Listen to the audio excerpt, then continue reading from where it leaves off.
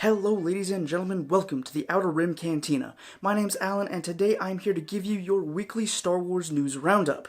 This week's news focused on a lot of new reveals and releases from brand new books to comics and even toys, so let's just dive right in. Our first story is all about the High Republic and the first novel that will kick off the brand new era in Star Wars, Light of the Jedi. When Project Luminous was announced last year, fans have been speculating on what that could entail. We know it's going to span both novels and comics, and possibly even video games, if the rumors are to be believed. Unfortunately, a few months ago we received the announcement that the first novel of the series, Light of the Jedi, was going to be delayed until January. However, IGN gave us our first glimpse at what the story of the High Republic will entail, thanks to an early look at the first chapter of the novel. I made a video on Tuesday talking about the chapter and what I'm most excited to see in the High Republic, which you can check out right up here. If you want to read the full chapter for yourself, I will leave it linked down in the description. Without giving too much away, I will say that Light of the Jedi and the High Republic as a whole is shaping up to be an awesome experience that will drive the story and lore of the Star Wars universe forward. Continuing with Star Wars book news, Shadowfall, the second book in Alexander Freed's Alphabet Squadron series, has just been released. Following the events of the first novel, the pilots of the mismatched fighter squad set out to draw their enemy, the Empire's Shadow Wing, out of hiding to end their threat once and for all. Little do they know Shadow Wing's commander is someone who has a past with Yarissa Quell, Alphabet Squadron's commander, and former Shadow Wing pilot. The squadron's adversary is also determined to hunt down and hurt the New Republic at any cost. With a much darker feel than the first book, Shadowfall pits the pilots of Alphabet Squadron against all odds, and even against themselves. The group has to tackle both combating the remnants of the Empire that are still desperate to control the galaxy, as well as conflicts within themselves and with the members of their group. If you've read and enjoyed Alphabet Squadron, then you'll definitely enjoy Shadowfall. I will leave a spoiler-free review down in the description you can check out if you're thinking about picking up the book. Moving on from book news, Hasbro has just unveiled another wave of Star Wars toys to celebrate the 40th anniversary of The Empire Strikes Back. This new line of figures from the Black Series includes Boba Fett, Chewbacca, and other fan-favorite characters from the film.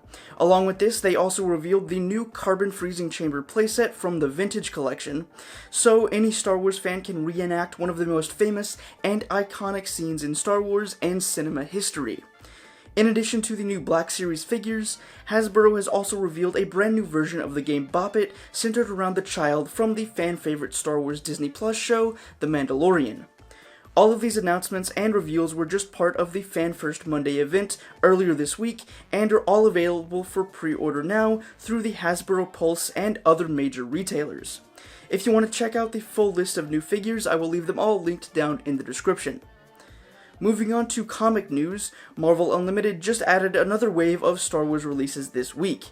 And if you don't know what Marvel Unlimited is, it's basically a monthly subscription service kind of like Netflix or Spotify but for comics. And new comics get released on the platform about 6 months after they've released for general purchase. Marvel Unlimited contains every single canon Marvel Star Wars comic in their catalog, as well as any other comic released by them under the banner of Legends. This week they added Empire Ascendant number 1 and The Rise of Kylo Ren number 1. Both are great series to invest time into if you're looking for more Star Wars content to read during the quarantine. The Rise of Kylo Ren also set a record for the number of sales and reprints it went into during its initial release, so it's definitely something you should check out. I've used Marvel Unlimited in the past, and it really is a great service. If you're interested in Star Wars comics but don't want to buy individual ones, paying for a subscription is really your best bet. Now to finish up this week's Star Wars news, the second issue of Clone Wars Battle Tales hit shelves a few days ago. The Battle Tales series is a set of short stories focusing on the clone troopers of the Republic instead of the Jedi Knights. The stories, while made for kids, give us a better understanding of the clones' personalities and characters that carry over into the show. The second issue continues the story from the first, with Plo Koon calling for help from a squad of Wolfpack clone troopers who have to decide between following their orders and completing their mission or saving their general. The series is quite interesting, and if you're looking for some fun, light Star Wars reading, I definitely recommend checking out Battle Tales. I don't believe the series is on Marvel Unlimited at this time, but since it's a short series, the print versions could make for some fun display pieces when you're done reading them. That's it for the Star Wars news from this week. As always, I'd love to know your opinions on any of the stories or releases I talked about down in the comments.